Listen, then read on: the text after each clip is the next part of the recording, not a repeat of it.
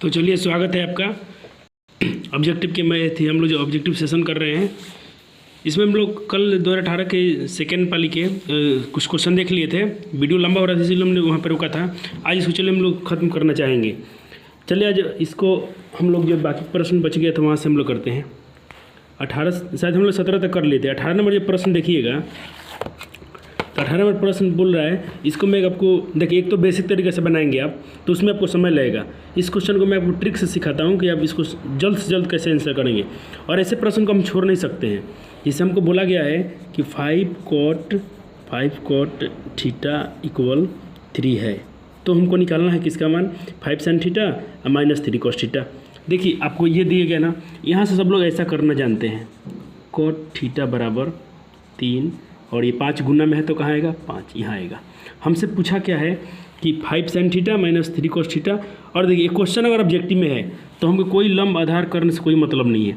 अच्छा, हम लोग cot थीटा को क्या लिख सकते हैं, मैं आपको ट्रिक सिखा रहा हूँ यहाँ से। देखिए कितना आसान तरीके से बनेगा।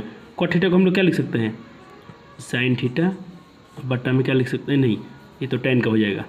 cot थीटा का फार्मूला होता है cos थीटा बट्टा में होता है sin थीटा, ये आपको पता है। चलिए इसका वैल्यू कितना दिया गया है, 3/5। आपने कुछ नहीं किया, सिर्फ cot का अपने यहाँ फार्मूला लगाया। ये क्वेश्चन कितना आसान हो गया। यहाँ से आपको cos थीटा का वैल्यू मिल गया 3 और sin थीटा का वैल्यू मिल गया 5।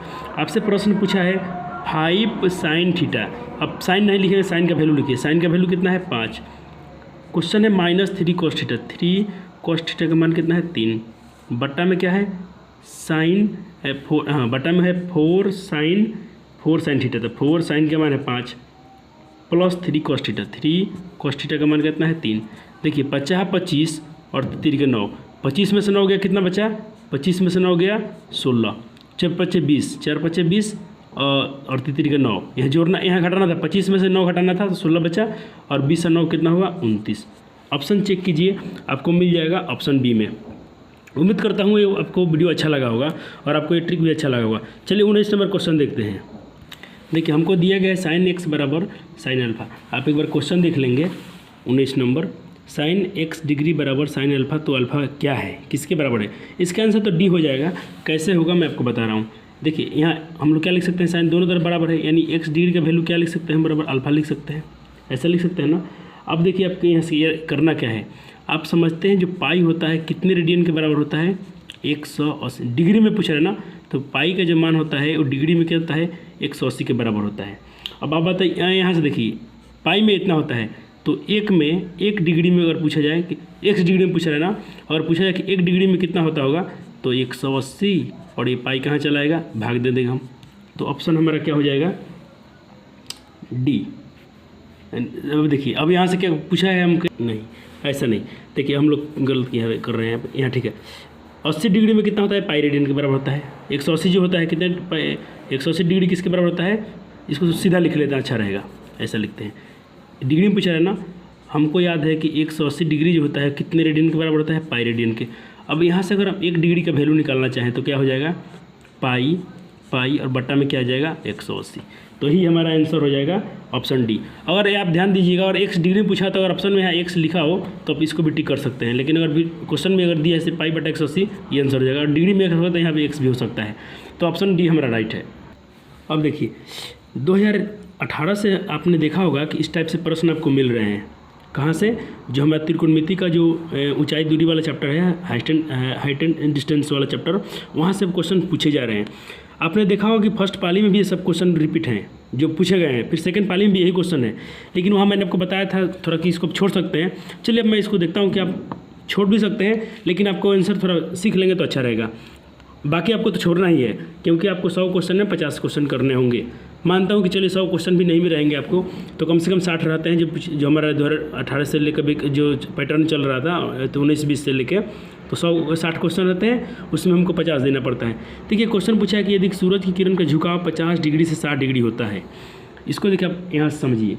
जैसे मान लीजिए कि बोल रहा है कि एक सूरज का जो एथी है झुकाव है, जितने ऊंचाई दूरी वाले सवाल हैं आप समकोण से ही बनाइएगा। पूछ रहा है कि उसका जो झुकाव है 45 से, पहले कितना था उसका 45, अब क्या हो जा रहा है 60 हो रहा है, यानी यहाँ चला रहा है। पहले झुकाव कितना था 60, अब झुकाव क्या हो जा रहा है 45 हो जा रहा है। कितना हो जा रहा है 45, पहले 45 पहले था, अब होके जितना जा रहा है 60 हो जा रहा है। कितना डिग्री हो जा रहा है? 60। यानी देखिए पहले थीटा यहाँ था, यहाँ जा रहा है, तो जो इसकी जो दूरी है, पहले इसको हम नाम देते हैं तो ABCD। तो इसकी दूरी कितनी हो जाती है? आपसे बोला गया है क्वेश्चन में कि उसकी दूरी जो छाया की लंबाई है, यहाँ से क्वेश्चन थोड़ा क्लीन करता हूँ, हाँ, तो बोल रहा है कि 50 से 60 डिग्री होता है, तो मीनार की छाया जो है 50 मीटर घट जाती है। यानी इसकी छाया पहले यहाँ थी, अब घट के यहाँ आ गई, यानी 50 - 1 हो जाएगा।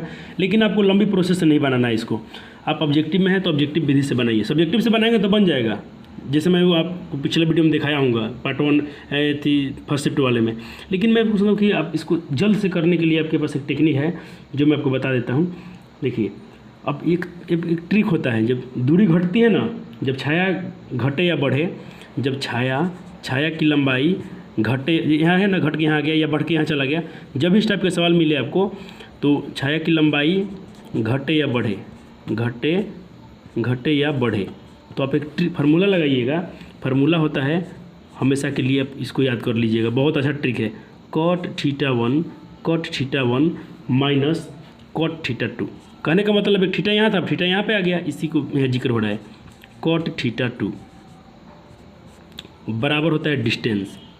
अब देखिए, cot का cot लिखिए, थीटा 1 यानी पहले थीटा कितना था इसका? पहले था मान के चलिए यहाँ से घट के यहाँ आ गया है, यानी था कितना? 45। कितना था? 45 डिग्री। तो यहाँ थीटा 1 एक 2 थीटा है, एक ये कौन है, एक कौन है, तो एक को आप 45 मानिए और दूसरे वाले को cot थीटा घट के कहाँ आ गया? 60 पे, तो इसको आप 60 डिग्री लिखिए। बराबर कितना दूरी घट जाती है? d, उसको डिस्टेंस मानिएगा 50। इसी पे आपका आंसर आ जाएगा। देख, cot 45 का मान क्या होता है? cot 45 का मान बताइए कितना होता है? cot 45, ये इसको तो आपको याद करना पड़ेगा, इसके लिए कोई उपाय नहीं। cot 45 1 होता है। cot 60 कितना होता है? cot 60 होता है आपका, ये ऊंचाई का, ये ऊंचाई निकालने का फार्मूला है, h बराबर, याद रखिएगा, तो h बराबर cot 45 का मान है। cot 60 का मान कितना होता है? मैं आपको बार बार बोलता हूँ, इसको आप याद कीजिए, वरना हमारे पास कोई उपाय नहीं है। इसको आप डिग्री जो तक नहीं याद करेंगे, आपसे बहुत सारा सवाल छूटने वाला है, इसको याद रखिएगा आप। अब इसको सिंप्लीफाई कर लीजिए, आपका आंसर आ जाएगा। अब देखिए हम क्या करेंगे, इसको यहाँ एलसीएम लेके बनाएंगे, तो √3 - 1/√3 और बराबर में क्या है? 50। हमको एच का मान निकालना है ना, तो इस सबको बाहर करेंगे यहाँ से। चलिए, मैं बोर्ड छोटा है मेरा, थोड़ा इसको बताता हूँ आपको। यहाँ हम लोग यहाँ तक बना लिए थे, मैं आपको यहाँ से बता रहा हूँ। अब जैसे उसमें से आप एच बाहर करेंगे, तो देखिए बाहर में क्या था आपका? 50 था, बराबर में क्या था? 50, बट्टा में क्या आएगा आपका? √3 - 1 बट्टा में √3। ये तो भाग हो गया, तो पलटेगा ना मान, तो क्या हो जाएगा? 50 बट्टा में √3 - 1, ये √3 नीचे है तो कहाँ चला जाएगा? गुना में चला जाएगा, यानी ऊपर चला जाएगा। तो आपका हो जाएगा 50, उसमें गुना करेंगे तो 50 √3 बट्टा में आ गया √3 - 1। आपको याद है कि त्रिकोणमिति में हर में परिमेय नहीं होता है, तो इसको परिमेयकरण कीजिए। यहाँ माइनस में परिमेयकरण क्या होता है? उसी संख्या से गुना किया जाता है ऊपर नीचे, चिन्ह बदल कर। तो √3 - 1 है ना, तो खाली √3 + 1, √3 + 1 मल्टीप्लाई कीजिए, तो 50 के 50 हो जाएगा। √3 में एक बार इससे भी गुना करेंगे तो क्या हो जाएगा? सिर्फ 3 हो जाएगा। और √3 में 1 से गुना करेंगे तो √3 हो जाएगा। बट्टा में देखिए यहाँ a - b और a + b, फार्मूला क्या होता है? a² - b², यानी a है तो a का स्क्वायर कितना होगा? √3 का स्क्वायर क्या होगा? सिर्फ 3 माइनस b², 1 का स्क्वायर क्या होगा? 1। अब सिंप्लीफाई कीजिए, तो 50 × 3 + √3 और यहाँ 3 में से गया 2, इसको काटिए, कितना बार में कटेगा? 25 बार में। तो आपको क्या हो गया? 25 3 + √3, यही आपका आंसर हो जाएगा। देखिए आपका ऑप्शन बी आंसर हो गया। मैं इसके लिए वो सिखा रहा हूँ क्वेश्चन को, क्योंकि सब्जेक्टिव क्वेश्चन आप इसके आधार पर बना सकते हैं। चलिए अगला 22 नंबर प्रश्न देखते हैं। देखिए अभी आप लोग के लिए कितना मेहनत करता हूँ, अगर आप टाइम देखना चाहेंगे जिस टाइम मैं वीडियो बना रहा हूँ, तो अभी तो देखिए टाइम कितना हो रहा है? 21 बज गया, नहीं 9 बज गया है, रात के 9 बज रहे हैं, फिर भी मैं वीडियो कर रहा हूँ। देखिए दिन में टाइम मिलते मिलते ऑफलाइन क्लासेस चलती है, तो सुबह से ही क्लास चलती है, 6 बजे से क्लास चालू हो जाता है, और दिन में भी थोड़ा ज़्यादा पढ़ा रहा हूँ कि जो 10th का एग्जाम नज़दीक है, 12th का एग्जाम नज़दीक है, तो उन लोग थोड़ा भी ज़्यादा क्लासेस दीजिए रही है, 2-2 घंटा 2.5 घंटा हम लोग पढ़ा रहे हैं ऑफलाइन में। इसके लिए ज़रूरी भी है, उतना पढ़ाना भी चाहिए और आपको पढ़ना भी चाहिए। लेकिन आपके लिए मैं कम नहीं कर रहा हूँ, आपके लिए मैं बोला हूँ तो कर दूंगा। सिर्फ जितना बता रहा हूँ आप जहाँ तक अभी मेरा वीडियो देखे हैं उसको आप कंप्लीट करते जाइए। ऐसा नहीं कि आप जहाँ पढ़ा वहाँ से भूलिए मत, सिर्फ इसी को आप कंफर्म करते जाइए। मैं एग्जाम के पहले तक आपको करा दूँगा, आप 90 नंबर आराम से लाएंगे मैथ में। चलिए, एक बोल रहा है कि 6 मीटर ऊँचे एक वृक्ष की छाया, 6 मीटर ऊँचा क्या है एक वृक्ष की छाया जिसकी जो लंबाई है एक 6 मीटर वृक्ष के ऊँचे 6 मीटर ऊँचे वृक्ष के खंभे है, 6 मीटर ऊँचे खंभे की पृथ्वी पर छाया जो है 3 मीटर की लंबी है, तो सूर्य का उन्नयन कोण कितना होगा। देखिए यहाँ पर टिक मार दिए गए हैं सर, तो उसको फिर मत रहिए, आता कैसे है इसको हम लोग देखेंगे। देखिए 6 मीटर ऊँचा कितना बोला गया है, बोला है 6 मीटर ऊँचे खंभे की जो 6 मीटर ऊँचे एक खंभे की जो छाया है, छाया ये मतलब खंभा है, इस पर सूर्य का प्रकाश पड़ेगा इधर से, तो छाया इस ऐसे बनता है ना। ये जो छाया है 2√3 मीटर है और ये कितना है 6 मीटर है। तो पूछ रहा है कि सूर्य का उन्नयन कोण क्या होगा। अब जब भी इसका ऊंचाई दूरी का सवाल बनाए तो देखिए यहाँ तो समकोण होगा क्योंकि खड़ा है, सीधा है और परपेंडिकुलर लंब है, तो लंब यह समकोण बनेगा। और देखिए छाया यहाँ है तो कोण यहाँ बन रहा है अगर, तो जब भी आप बनाइएगा सवाल तो देखिए ये क्या होगा, आधार पता है, लंब पता है। लंब आधार कहाँ होता है, टैन में होता है। कहाँ होता है, टैन में होता है, क्योंकि ये कोण पूछा है, ये कोण कितना होगा। तो ये कोण को मान लीजिए थीटा मानते हैं, तो आपको कौन सा लगाएंगे आप, आपको लंब मालूम है और इस कोण को नहीं लेना है, तो यानी टैन थीटा लेना पड़ेगा, क्योंकि लंब पता है और थीटा पूछ रहा है यानी आधार। लंब आधार कहाँ होता है, तो टैन में। सूत्र क्या होता है, P/B, तो P के मान कितना है 6, लंब बटा आधार, लंब आधार कितना है 2√3। देखिए आपको बन गए सवाल 3 बार में, लेकिन आपको विकल्प में ऐसा नहीं दिया गया है, टैन थीटा का मान 3/√3 ऐसा नहीं दिया गया है। मैं आपको बोला ना त्रिकोणमिति में परिमेय अपरिमेय नीचे नहीं होना चाहिए, इसको परिमेय बनाना पड़ता है। आप इसको सिंपलीफाई कीजिए, इसी संख्या से 2 बार गुना कर दीजिए चिन्ह बदल कर। लेकिन यहाँ चिन्ह आपको बदलने पर यहाँ कोई चिन्ह ही नहीं है, सिर्फ √3 से गुना और √3 से भाग।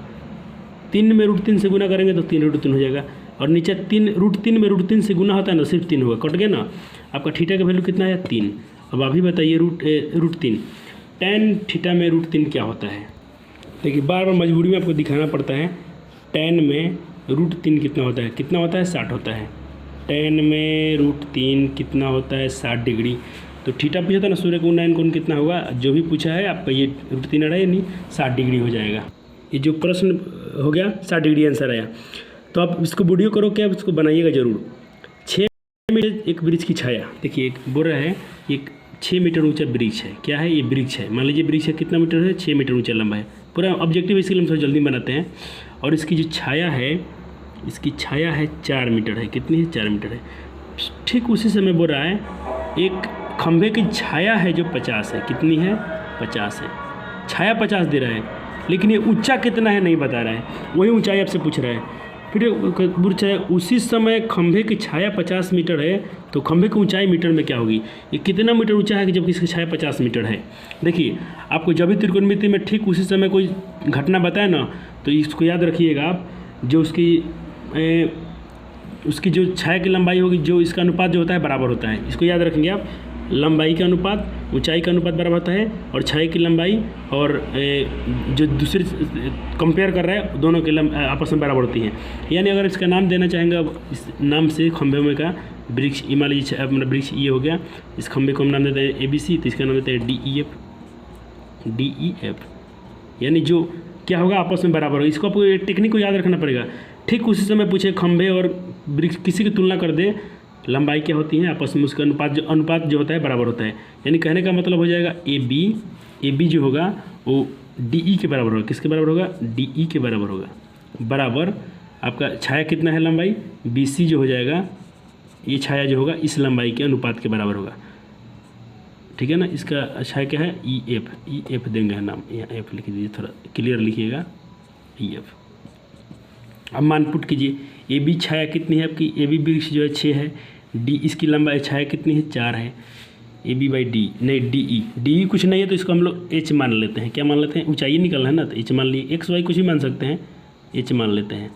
BC कितना है 4, तो इसकी छाया कितनी हुई 50। इसी को सिंप्लीफाई कीजिए, आपका आंसर आ जाएगा। यहाँ से आप क्रॉस गुना करेंगे तो मान लीजिए 4 गुना H, यहाँ से क्रॉस गुना करेंगे तो 50 गुना, मैं मल्टीप्लाई नहीं कर रहा हूँ क्योंकि आखिर इसको डिवाइड देना ही है। अब 6 बाहर कीजिए तो 50 × 6 अपॉन में आ जाएगा 4।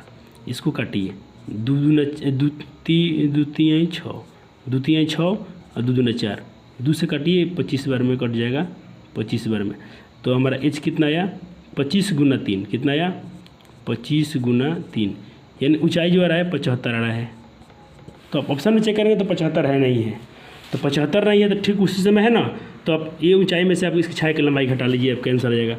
तो 75 माइनस छाया कितनी है 50, तो 75 में से 50 घटाएंगे कितना बचेगा 25। तो ऑप्शन चेक कीजिए 25, तो इसका ऑप्शन बी राइट है। तो इस क्वेश्चन में थोड़ा मुझे डाउट लगा, मैं 2-3 जगह चेक किया, बहुत जगह इसका आंसर 15 है, कहीं कहीं पे इसका आंसर 25 है, कहीं कहीं पे इसका क्लियर नहीं है। इस मॉडल पेपर में बात करें तो इसका आंसर क्लियर नहीं दिया है। देखिए यहाँ भी मॉडल इसका जो क्वेश्चन में है यहाँ भी क्लियर आंसर नहीं दिया है, यहाँ पे स्टार लगा दिया है, यानी उसको भी डाउट है। 2 क्वेश्चन में डाउट है इसको, हम भी नहीं इसको बहुत छानबीन किया, अपने सर से ही पूछा तो इसको मैं करेक्शन किया, तो इसका राइट आंसर क्या आया 25 होगा। आप इसको कर लेंगे, क्योंकि आपको गाइड में कुछ में दिया होगा, उसे आंसर याद मत कीजिएगा, इसको बना के देख लीजिएगा, ठीक है ना। इसके लिए बनाना जरूरी होता है। सिर्फ इस क्वेश्चन में थोड़ा प्रॉब्लम है हम लोगों की, थोड़ा क्लियर आपको दिख नहीं रहा होगा क्वेश्चन, आप अपने क्वेश्चन बैंक से देख लीजिएगा, थोड़ा इसमें प्रिंटिंग मेरा क्वेश्चन में अच्छा नहीं है, बाकी इसके बाद वाला सब पेपर अच्छा है। देखिए 2 मीनार की ऊंचाई H1 H2 के पादों यानी नीचे जो उसके पद बोलते हैं, मिलाने वाली रेखा के मध्य बिंदु पर मीनारों द्वारा बनाए जाने वाले कोण का मान क्रमशः 60 डिग्री तथा 30 डिग्री है। तो H1 और H2 का अनुपात बराबर क्या होगा। देखिए यहाँ से पूछा गया है, मान लीजिए हमारा कोई H1 है, ये पाद मान लीजिए ऐसे मानते हैं, ये मान लीजिए कोई H2 है, H2 हमेशा 12 लीजिएगा। ये जो बोल रहा है यहाँ मिलाने वाली मध्य बिंदु, यहाँ ऐसे मिला दीजिए। यहाँ कौन बन रहा है, ये कौन बन रहा है कितना 30 डिग्री, और ये कौन कितना बन रहा है 60 डिग्री। तो पूछ रहा है इसका H1 और H2 का, ये मान लीजिए इसको हम लोग H1 मानते हैं, इसको क्या मान लेते हैं H2। देखिए ये मालूम है, लंब मालूम है, और क्या मालूम है आधार का थीटा मालूम है। तो लंब आधार में क्या लेंगे 10 लेंगे ना। तो एक बार यहाँ पर लेते हैं 10, तो क्या लेंगे tan 60, क्या लेंगे tan 60 ले लेंगे यहाँ पर। तो सूत्र क्या होता है P/H P/B, tan का सूत्र क्या होता है P/B। तो P क्या है H1/B, B कुछ नहीं मालूम है आधार में, तो x मान लेते हैं, इसका भी आधार x मान लेते हैं। तो x P में H1 B मान का मान x मान लेते हैं। अब tan 60 का मान कितना होता है, अभी हम लोग देखे थे √3 होता है, कितना होता है tan 60 का मान कितना होता है √3। इसको 2 पार्ट में कर लेते हैं, इसका भी निकालना पड़ेगा, इसका √3। tan 60 बराबर कितना होता है, tan 60 डिग्री बराबर √3। अब H1/x, इसको क्रॉस गुना कर लेते हैं, यहाँ कुछ नहीं है तो x मान लेते हैं। अब H1 में इधर x से गुना करेंगे तो H1 हो जाएगा, और √3 में x से गुना करेंगे तो कितना हो जाएगा, तो H1 का मान कितना आ गया इतना। इसी तरह इसका भी निकाल लेते हैं। यहाँ भी थीटा पता है, कौन यहाँ है, और लंब मालूम है, और आधार x मान लेते हैं, तो tan यहाँ भी लेंगे, यहाँ tan लेंगे, लेकिन कौन क्या मिलेगा 30 मिलेगा। तो tan 30 बराबर वही सूत्र P/B, P है हमारा H2 और B x मान लिया हम लोगों ने। tan 30 का मान कितना होता है 1/√3, 1/√3। इसको आप याद कीजिएगा, H2/x, क्रॉस फिर गुना कर लेते हैं, तो x में इधर गुना करेंगे तो x हो जाएगा, और इधर से करेंगे तो H2√3 हो जाएगा। H2 का मान निकालना चाहेंगे तो H2 का मान हम लोग निकालेंगे तो √3, H2 का मान निकालेंगे तो √3 गुना में है तो x के भाग में चला जाएगा, कहाँ चला जाएगा, ये H2 सिर्फ H2 चाहिए, तो √3 कहाँ है, इसके गुना में है तो इसके भाग में चला जाएगा। तो ये हमारा आ गया √3। अब दोनों मिल गया ना। अब पूछा है हमसे किस क्वेश्चन में कि H1 और H2 का अनुपात क्या होगा। H1 का मान कितना आया था हमारा √3x, H2 कितना आया है क्वेश्चन में, किसका अनुपात पूछा है, हाँ H1 और H2 का अनुपात, ठीक है। तो H1 का मान इतना आया है, और H1/H2 H2 का मान लिखिए x/√3। सिंप्लीफाई कीजिए इसको, तो हमारा √3x, x 3 कहाँ है भाग में चला जाएगा, ऊपर गुना में, x कट जाएगा, x कट गया, बचा √3 गुना √3। तो क्या होता है H1/H2, ऊपर क्या बच गया 3 और नीचे क्या बचा 1। 3/1 अनुपात में क्या लिखते हैं 3:1, आंसर हो गया 3:1। बोले आपको मज़ा आ रहा है कि नहीं आ रहा है। आपको अच्छा लग रही थी, आपको अच्छा लग रही थी, लगता है कि नहीं इस ऑब्जेक्टिव डिस्कशन? अगर आपको अच्छा लगता है तो एक बार आपको इसको सेशन को लाइक कर देना चाहिए और अपने दोस्तों के साथ शेयर करना चाहिए। शेयर इसके लिए कीजिए, और अब कभी आपके पास कोई आसपास के दोस्त मिले उनके मोबाइल पे भी आप चैनल को सब्सक्राइब कर दीजिएगा। इतना मेरे लिए आप जरूर कीजिएगा, मैं आपके लिए इतना करता हूँ, थोड़ा सा हमारे लिए आप इतना कर्म जरूर करेंगे, ठीक है ना। चलिए अगले वीडियो के पास चलते हैं। सिर्फ आप जुड़े रहिए एग्ज़ाम के दिन तक ले, आपको मैथ, आपको सब विषय से मोहब्बत हो जाएगा। खासकर आपसे जो जिस आपको डर लगता है मैथ और साइंस में ना, साइंस का खोपड़ी तोड़ने हम लोग जल्द आ रहे हैं। साइंस का पूरा भेजा फ्राई होगा वहाँ पे, आपको पूरा मज़ा आएगा साइंस में। चलिए, लेकिन आप थोड़ा जम के मेहनत कीजिए, अपना भी जी जान लगा दीजिए, जितना आपके पास क्षमता है उसको दिखा दीजिए कि आप में कितना दम है, उसको लगा दीजिए कि अब नहीं तो, यहाँ से वीडियो थोड़ा उल्टा हो गया, अभी नहीं तो कभी नहीं, ठीक है ना। चलिए, थोड़ा वीडियो उल्टा हो गया, इसके लिए थोड़ा माफ़ी चाहेंगे। चलिए अगला सवाल पूछा, सरल रेखा x बराबर -1 y प्लस y के मान 4 है तो निरूपित कैसी करती है? देखिए, मान लीजिए हमारा अक्ष जो होता है ये y एक्सिस होता है, ये y डैश मानते हैं, ये x एक्सिस, ये x डैश एक्सिस, ये हमारा कटान बिंदु 0 0 होता है। अब देखिए पूछ रहा है कि x का मान -1, तो -1 मान हम यहाँ लेते हैं सपोज दैट। अब बोलता है y के मान प्लस में 4, तो ऊपर जाना पड़ेगा ना, क्योंकि ऊपर देखिए डैश नीचे माइनस, डैश वाला माइनस होता है, तो x का मान माइनस बोला 1 तो इधर आए, प्लस में 1 बोलते तो इधर आते। y के मान प्लस में बोलता है तो ऊपर जाना पड़ेगा 4, 1 2 3 4, सपोज दैट यहाँ आता है। अब देखिए ये मान लीजिए y का अक्ष है, ये हमारा x। अब पूछता है कि जो ये दोनों का बिंदु जो है कैसी है, ये कैसी है, तो देखिए लंब है कि नहीं है, ऊपर से गिरा है ना इस पर लंब पे, दोनों पे लंब है, वहाँ पे देखिएगा तो लंब, यहाँ भी लंब, तो इसको आप बोलिएगा लंब हो जाएंगे, क्या हो जाएंगे? एक दूसरे के लंबवत हो जाएंगे, तो इसका आंसर हो जाएगा एक दूसरे के लंबवत, ऑप्शन ए राइट। चलिए अगला प्रश्न पढ़ते हैं। बोला कि जिस त्रिभुज के तीनों शीर्ष का नियामक दी गई हैं -4 3 0 3 0 0, उसका परिमाप क्या होगा? तो परिमाप क्या होता है? त्रिभुज के तीनों भुजाओं का योग होता है परिमाप, लेकिन हमको तीनों भुजा तो निकालना पड़ेगा ना। देखिए क्या दिया गया है हमको, एक दिया गया है, मान के चलिए ये दिया है -4 0 एक शीर्ष क्या दिया गया है, ये दिया गया है 0 3, और एक शीर्ष ये मान लीजिए दिया गया है 0 0, कितना 0 0, तीनों शीर्ष दिया गया ऐसे। तो हम लोग निकाल लेते हैं भुजा। भुजा कैसे निकालेंगे? यानी इस भुजा से इस भुजा की दूरी निकालना पड़ेगा, यानी दूरी सूत्र इस्तेमाल करना पड़ेगा। तो दूरी सूत्र क्या होता है? x2 - x1, तो x2 कितना है 0 -x1, तो x2 में से देखिए सूत्र होता है √x2 - x1, तो 0 में से 4 घटाएंगे तो 4 होगा, यानी -4 का स्क्वायर प्लस y2 - y1, तो y2 का मान 3 है और घटाएंगे 0 तो 3 होगा, तो 3 का स्क्वायर इतना। तो देखिए 4 चौका 16 और 3 का 9, 16 9 कितना होता है 25, कितना होता है 25, तो रूट में 25, तो 25 का मान कितना होता है वर्गमूल में 5, यानी ये हमारा भुजा कितना आ गया 5। अब इसी प्रकार हम लोग निकाल लेते हैं दूसरा भुजा, इस भुजा के इसका निकालते हैं दूरी, तो मालूम चलेगा कितना दूरी भुजा में है, यहाँ से यहाँ तक दूरी निकालेंगे ना तो पता चलेगा कि भुजा कितना दूरी है। अब देखिए हमारा ये x1 हो जाएगा, ये y1, ये x2, ये y2, तो घटाइए x2 - x1 का होल स्क्वायर, x2 - x1 0 0 है तो 0 का स्क्वायर 0 भी हो जाएगा, y2 - y1, तो 0 में से 3 घटाएंगे तो 3 होगा, 3 का स्क्वायर 3 होगा। अब देखिए स्क्वायर कीजिए 3 का 9, तो 9 का वर्गमूल क्या होता है 3, यानी ये भुजा कितना गया 3। अब निकाल लेते हैं यहाँ से यहाँ तक की दूरी, यानी कितने लंबी है ये भुजा। तो अभी देखिए अभी ये x1 ये y1 ये x2 ये y2, तो 0 में से -4, तो -4 का स्क्वायर। अब 0 में से ये क्या है 0 0, 0 में से 0 का स्क्वायर। अब देखिए 4 चौका कितना होता है 16, 16 का वर्गमूल क्या होता है 4, ये कितना आ गया 4। अब तीनों भुजा पता हो गया ना 5 3 4। त्रिभुज के परिमाप क्या होता है a + b + c/2, यानी तीनों भुजाओं का योग, तो 5 3 8 4 12, आंसर क्या हो गया 12।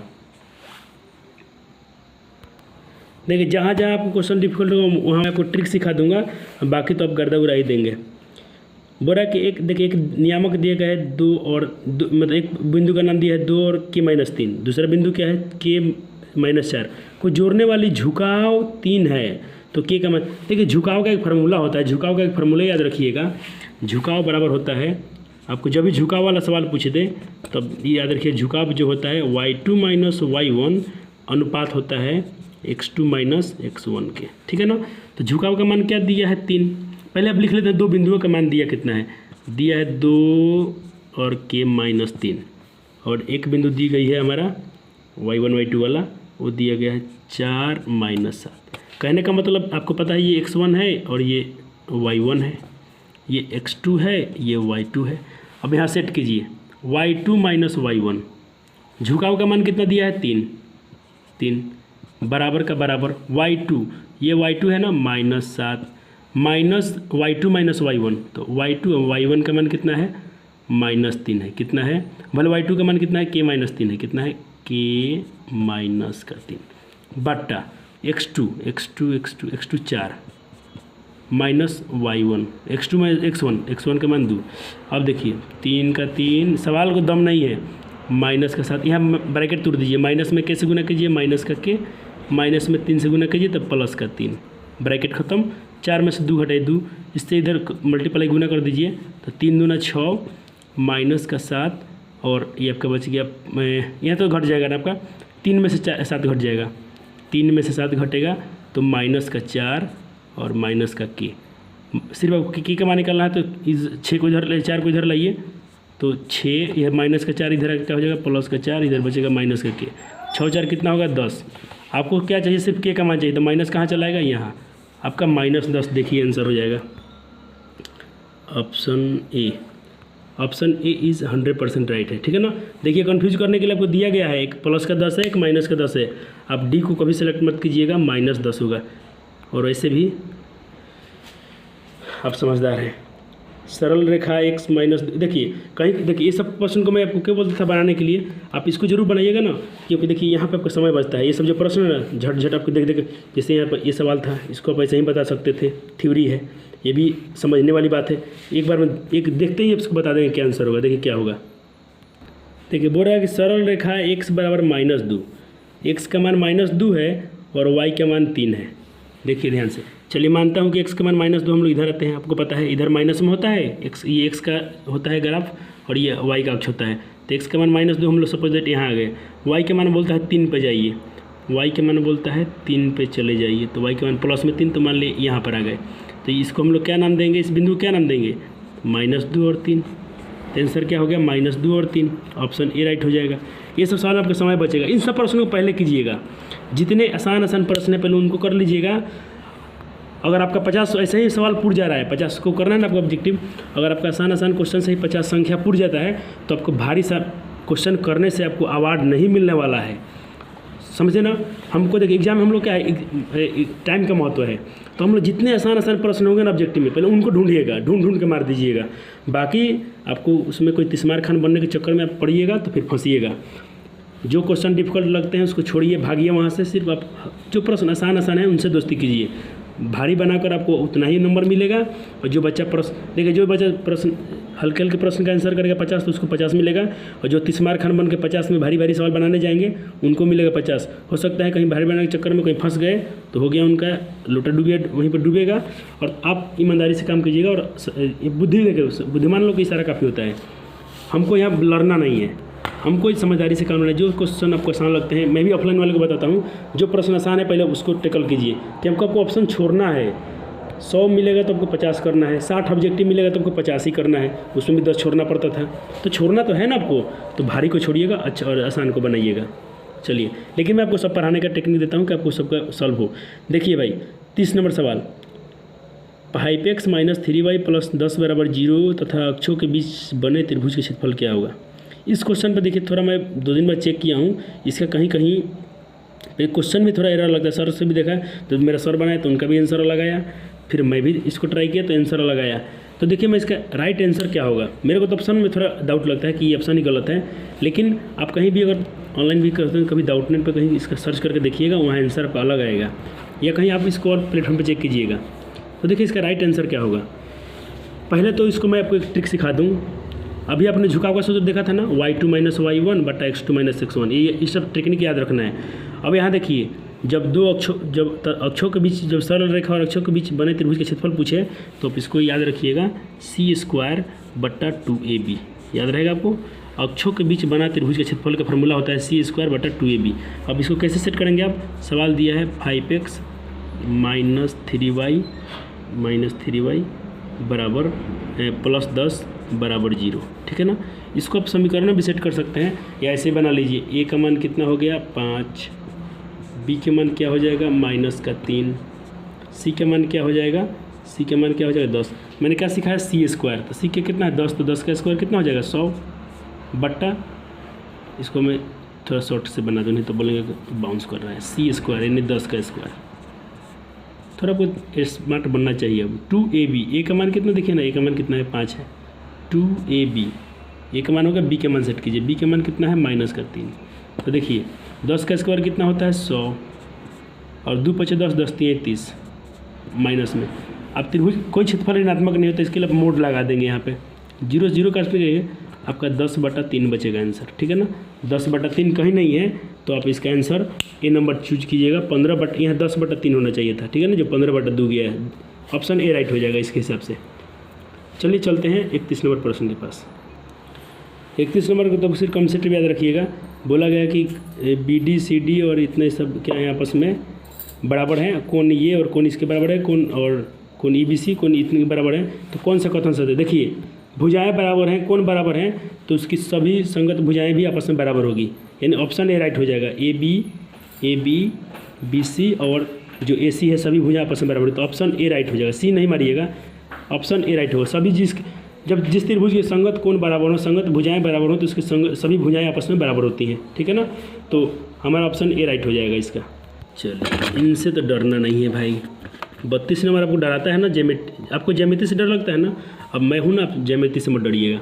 देखिए आपसे पूछ रहा है एक त्रिभुज ऐसा बना दिया गया है, यहाँ देख लीजिए, मान लीजिए 2 लिखा है और इधर 6 दिया है, और PQ का मान दिया है 3, तो पूछा है BC का मान कितना होगा, यही सवाल है ना।